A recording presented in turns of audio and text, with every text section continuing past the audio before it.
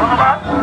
এ পর্যায়ে আমাদের মাঝে বক্তব্য দিবেন আমাদের জব মেডিসিনের পরিচালক এবং শিক্ষক। আপনারা জানেন স্যারের বিষয়ে আমি আর কিছু বলতে চাচ্ছি না। আমি স্যারকে আমাদের এই মানববন্ধনে কিছু বলার জন্য অনুরোধ জানাচ্ছি। ধন্যবাদ।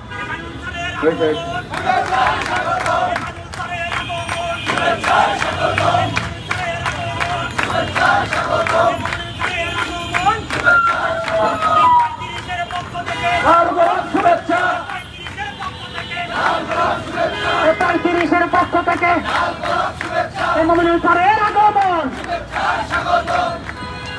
আচ্ছা, আমি শুধু একটা কথা বলতে চাই।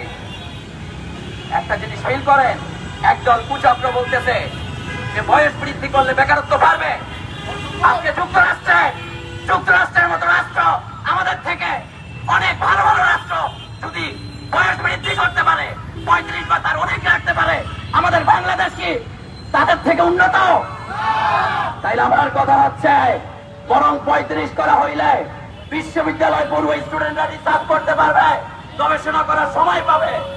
যখন আমাদের এই বাংলাদেশের পড়াশোনা শেষ করতেই সময় লাগে 28 বছর, এই জায়গায় তারা গবেষণা করেন কখন সময় পায়? বরং 35 বছর হইলে তারা 2 থেকে 3 বছর গবেষণা করার জন্য সময় পাবে। তারা নিজেকে রিসার্চ করে দেশকে সামনে এগিয়ে নিতে পারবে। একদল কুচক্র বলতেছে 35 হইলে তারা নাকি বেকারত্বের হার বাড়বে। ফাইজলামি শুরু করছেন। এই 35-এর আন্দোলন স্বৈরাচারী সরকার থেকে শুরু হয়েছিল। এই 35-এর আন্দোলন করতে গিয়ে আমার ভাইয়েরা আয়না ঘরে ঢুকেছিল। আয়না ঘরে ঢুকে তাদেরকে বেদম পিটানি দেওয়া হয়েছিল। তারপরেও কিন্তু আন্দোলন বন্ধ করা হয়নি। কারণ একটাই 35 ন্যায্য আন্দোলন। 35 হইলে কখনো মেধার অবমূল্যায়ন হবে এমনটা না।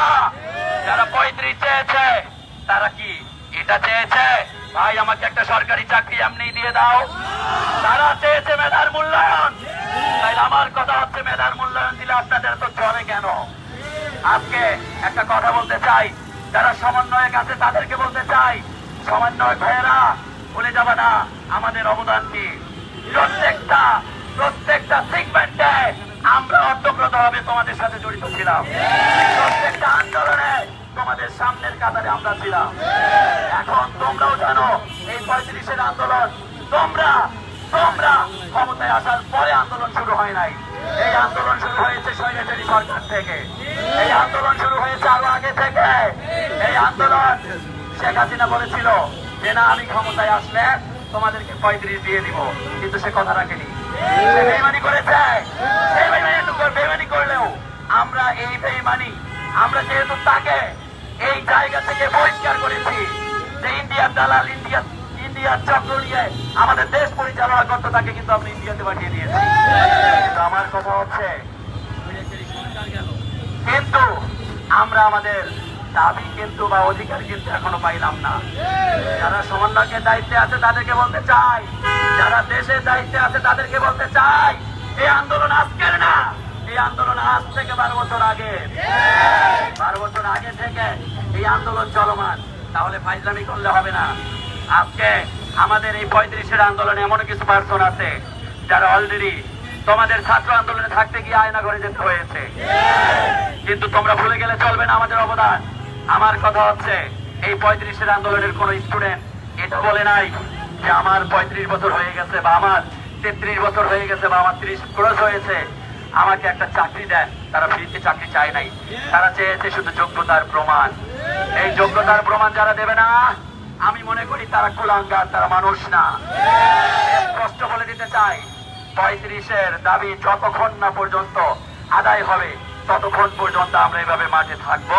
এবং আমি আর কথা বাড়াতে চাচ্ছি না, কারণ এই 35-এর কথা চিন্তা করলে চোখ দিয়ে পানি পড়ে যায়। কারণ এরা এত কষ্ট করেছে, আমরা এত কষ্ট করেছি, কিন্তু আমরা আমাদের দাবি আমরা আদায় করতে পারতেছি না।